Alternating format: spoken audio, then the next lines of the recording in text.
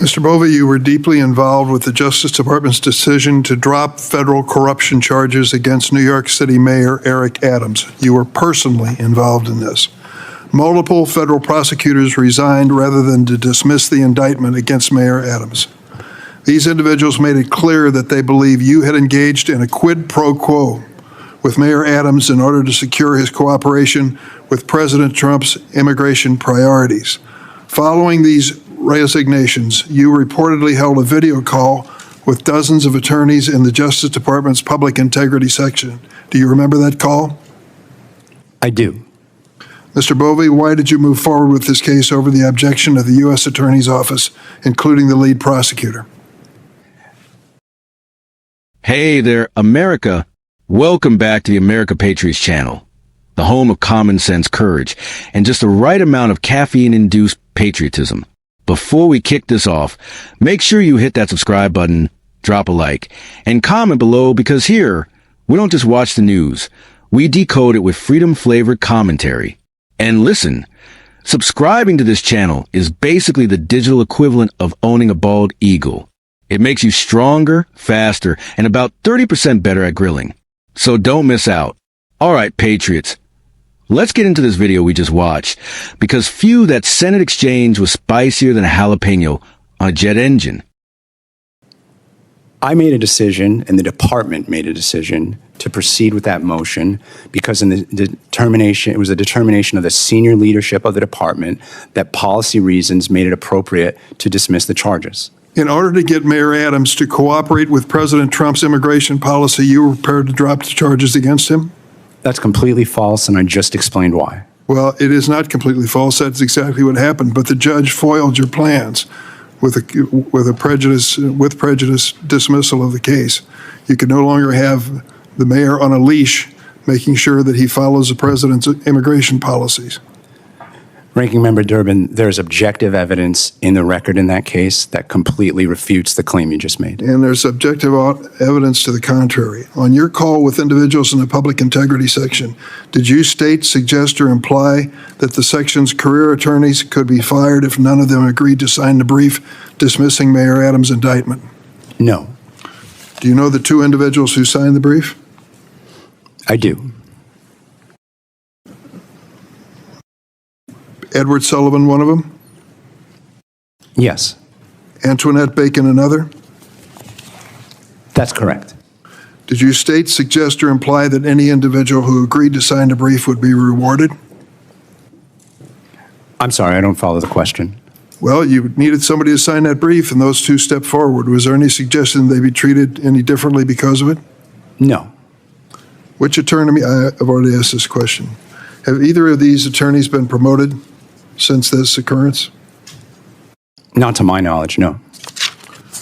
Mr. Bovee, in January 2022, you co-authored an article for Law 360 in which you described domestic terrorism as, quote, a national security issue.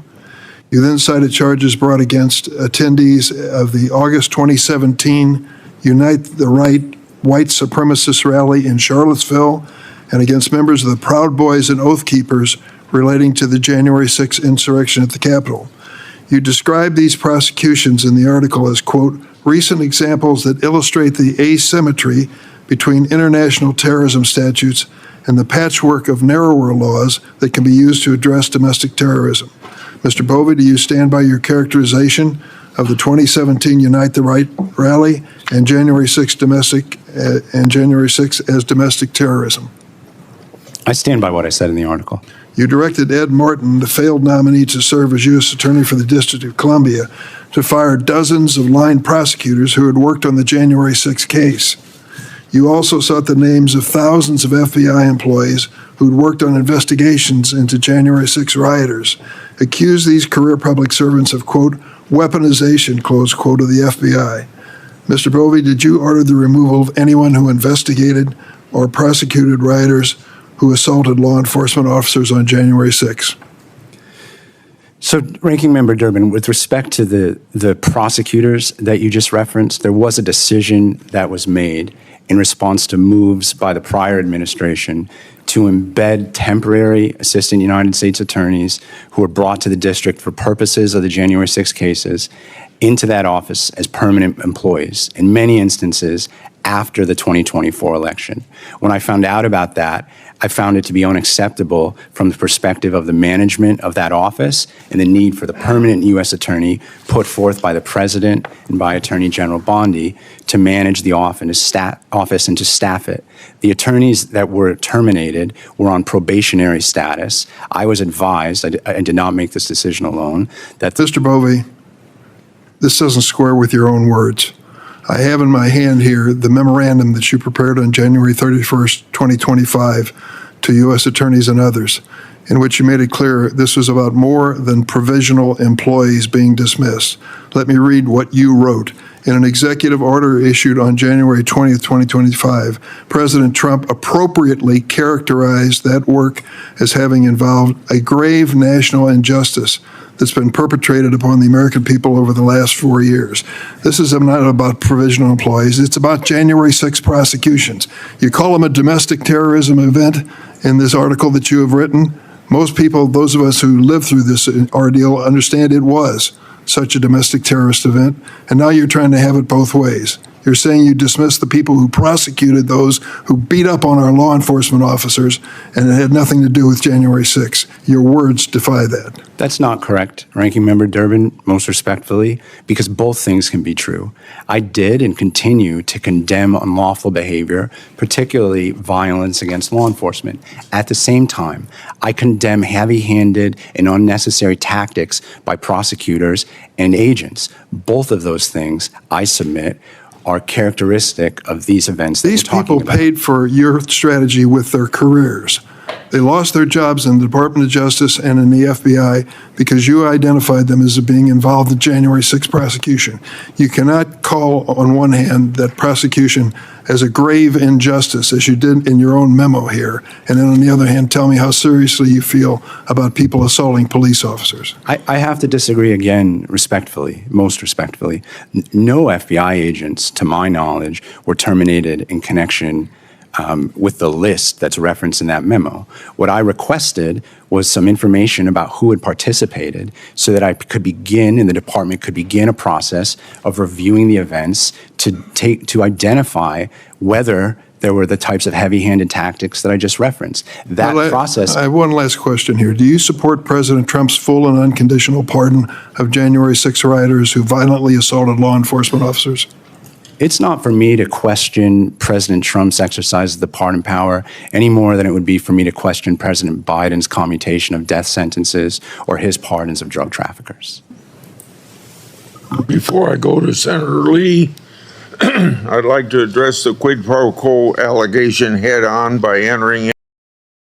So there's Ranking Member Durbin grilling Assistant Attorney General Bovee like he's auditioning for a barbecue contest, throwing accusation after accusation like they're buy one, get one free at the political drama outlet.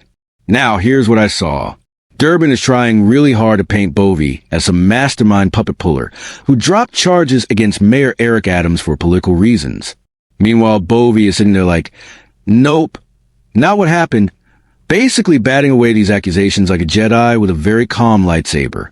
And let me tell you, I kind of respect the calm. If that were me, I'd be sweating like a politician in a lie detector booth. Then Durbin tries to suggest that career prosecutors were pushed aside, threatened, bribed, hypnotized, or who knows what else to sign off on the dismissal. And Bovee? He just says, nope, false, didn't happen. Next question. This man's composure could survive a tornado in tax season. And let's talk about this part. Durbin brings up an article Bovee wrote years ago about domestic terrorism. He's trying so hard to trap him.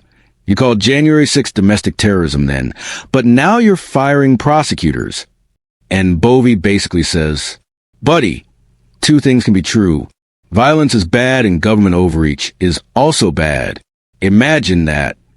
Honestly, that's a pretty reasonable stance. You'd think people in Washington would have discovered the concept of nuance by now. Then Durbin dramatically whips out a memo, like he's presenting the final clue in a detective show. I swear I expect him to shout, AHA. But again, Bovee handles it calmly, explains that the firings were about probationary status and administrative independence, not some grand anti-January 6 conspiracy. And here's where I, as a proud American patriot, gotta say it. Look, supporting law enforcement and supporting fair government processes are not mutually exclusive. You can want accountability and fairness at the same time.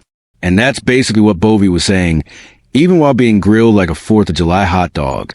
Durbin even asked if Bovee supports Trump's pardons of January 6 offenders. And Bovee basically said, the president's pardon power is the president's business. Which, again, is correct. That's literally how the Constitution works.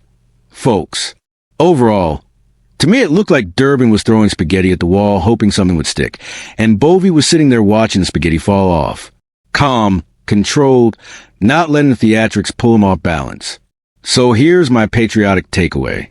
Sometimes the loudest person in the room isn't the one telling the truth. Sometimes it's a guy answering every question with the same level of stress as someone ordering lunch. And listen, if you want more breakdowns like this, more truth, more laughs, more unapologetic Patriot commentary, then smash that subscribe button like you're ringing the Liberty Bell, hit like, and drop a comment down below.